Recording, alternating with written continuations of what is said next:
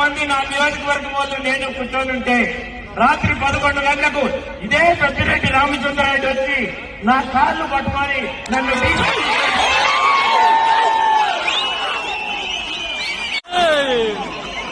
ఇదే నేను కాణిపాకంలోనో సరిగండలలో ప్రభుత్వం పొందడానికి సిద్ధంగా ఉన్నాను.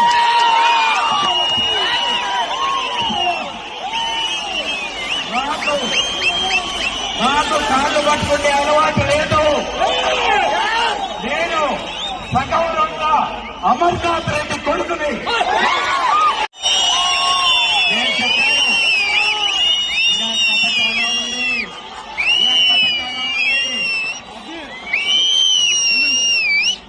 నేను చెప్పాను ఆయనకి, మీరు పెద్దవారు నా కాళ్ళు ఎందుకు పట్టుకుంటున్నారు, ఇది మంచిది కాదన్నా, మీరు లేచి ఇది మంచిది కాదు, నువ్వు కిరణ్ నువ్వు కాకుండా అంటే నాకు సపోర్ట్ చేయండి, నేను డీసీసీ ప్రెసిడెంట్ అవుతానని నా కాళ్ళు పట్టుకొని 50 మంది నా నియోజకవర్గం తాకట్టు పెట్టవు.